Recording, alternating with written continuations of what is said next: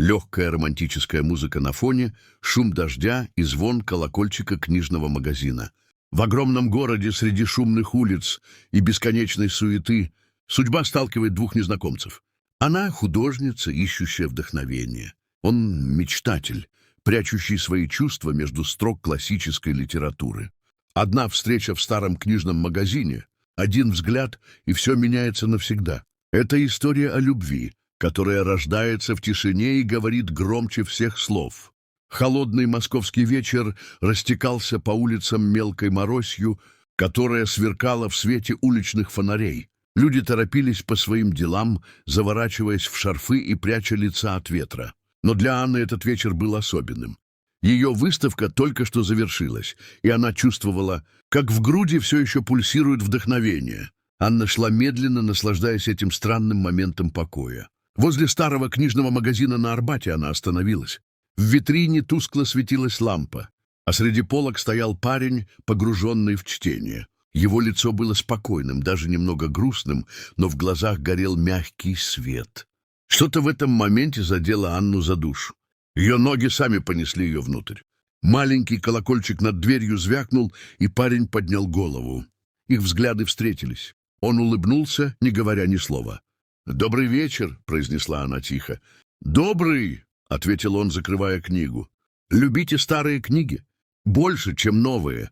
В них больше дыхания времени».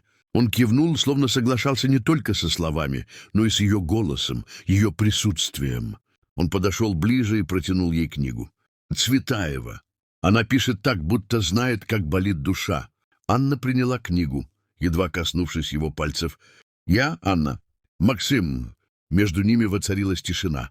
Но это была не та неловкая тишина, которую хочется прервать, а теплая, почти музыкальная. Она ощущалась, как дыхание между двумя нотами. «Вы часто здесь бываете?» — спросила Анна. «Каждый раз, когда пытаюсь убежать от реальности. А вы?» «Я художница. Сегодня был последний день моей выставки. Джам, что вы рисуете? Людей, их одиночество, их надежду». Максим посмотрел на нее внимательно, будто хотел увидеть в ней то, о чем она рисует. Потом опустил взгляд на книгу, все еще в ее руках. Одиночество и надежда, как Цветаева.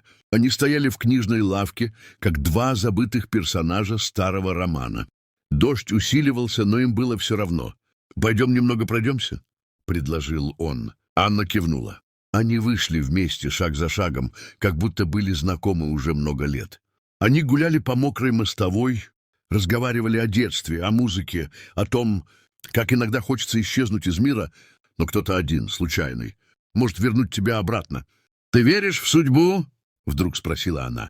«Думаю, если бы не верил, то не стоял бы сейчас рядом с тобой». Анна улыбнулась. Это был тот момент, когда сердце замирает, и ты понимаешь, что-то началось. Пусть хрупкое, пусть еще не ясное, но настоящее.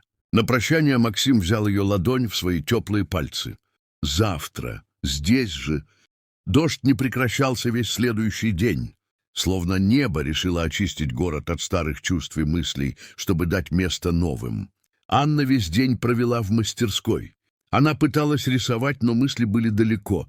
Там, где тепло книжной лавки, взгляд Максима и голос, в котором было больше смысла, чем в десятках разговоров.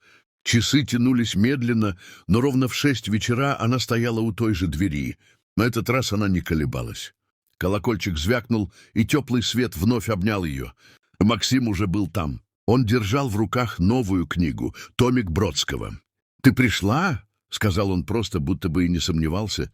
«Ты обещал историю», — ответила Анна, снимая с себя капюшон. Он подал ей книгу. «Это не вымысел, это то, что чувствует человек, когда не может сказать иначе». Они снова пошли гулять. Под зонтами, среди влажных улиц и сияющих огней. Они разговаривали о том, что обычно прячут глубоко, об утратах, мечтах, страхах, о том, как страшно доверять и как легко терять.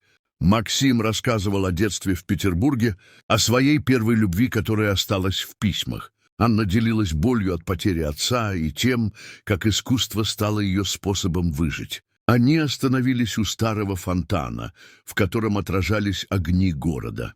«Ты когда-нибудь чувствовала, что живешь не в своем времени?» — спросил он. «Постоянно. Иногда мне кажется, что я должна была родиться в XIX веке, в эпоху писем, свечей и настоящих чувств». Максим посмотрел на нее внимательно. «Ты все еще можешь жить в своем времени. Просто нужно найти человека, с которым не важно, какой год за окном». Анна опустила глаза. Эти слова были слишком близко к тому, что она боялась признать. «А ты не боишься, что чувство — иллюзия, что все это просто игра ума?» «Бояться — нормально. Но если не рискнешь, никогда не узнаешь, было ли это реальным». Они долго молчали. Только фонтан шептал воду, а город дышал за их спинами. «У меня для тебя кое-что есть», — сказал Максим, доставая из кармана небольшой сверток. Он протянул ей маленькую записную книжку. «Пустая, заполняй ее своими мыслями, мечтами, картинами, а потом, может быть, ты дашь мне ее почитать». Анна бережно взяла ее в руки, будто это было что-то драгоценное. «Спасибо. Я начну сегодня». Максим кивнул. «Завтра я уезжаю на 2 дня, в Тверь по делам. Но когда вернусь, надеюсь, ты снова будешь здесь». Она улыбнулась, но в ее взгляде была тень. «Я буду. Только если ты привезешь мне одну новую мысль из Твери». Он рассмеялся, легко, искренне. «Обязательно». На прощание они обнялись. Коротко, но с той силой, которую обычно не вкладывают в первое прикосновение. Анна смотрела ему вслед, пока он не скрылся за углом. А потом спрятала записную книжку под пальто, ближе к сердцу. 2 дня без Максима тянулись для Анны как вечность. Она записывала мысли в подаренную записную книжку, рисовала, перечитывала строки из Цветаевой и Бродского, ловила себя на том, что улыбается без причины. В ее жизни, всегда наполненной одиночеством и молчанием, появился кто-то, кто чувствовал, как она. Кто не спрашивал слишком много, но понимал слишком глубоко. На 3-й вечер она снова пришла к книжной лавке. Дождь утих, небо было ясным. Фонари мягко освещали улицу. Она стояла, прижимая к груди записную книжку. Ветер играл с ее волосами, время будто застыло. Максима не было. Анна ждала. Полчаса. Час. Сердце било тревогу. Она пыталась объяснить себе. Поезд задержался, дела затянулись, все что угодно. Только не тишина, не исчезновение. Она вернулась домой, тревога не отпускала. На следующее утро снова пришла, и снова пусто. А в течение недели она возвращалась туда каждый день, как по обету, но книжная лавка стала просто зданием. Без него все потеряло цвет. Прошел месяц. Ни весточки, ни записки, ни звонка. Она не знала, где он живет, и он не знал ее адреса. Это было так романтично тогда и так жестоко теперь. Анна замкнулась. Она больше не рисовала, только писала в ту самую книжку. Каждый день, как будто могла этим удержать воспоминания о нем живым. В один из дней она открыла первую страницу, на которой до этого не обращала внимания. В углу почти незаметно карандашом было написано: «Если ты когда-нибудь почувствуешь, что тишина говорит громче, чем слова, возвращайся туда, где она впервые заговорила с нами». Ее дыхание сбилось. Фонтан, старый, у переулка, тот, где они стояли в ту ночь. Она побежала туда. Вечерний свет отражался в воде. Вокруг никого. Только ветер и тишина. На краю фонтана лежал небольшой конверт. На нем ее имя. Руки дрожали, когда она вскрывала его. «Анна, я не исчез. Я боролся за жизнь. Скорая забрала меня с вокзала. Инсульт.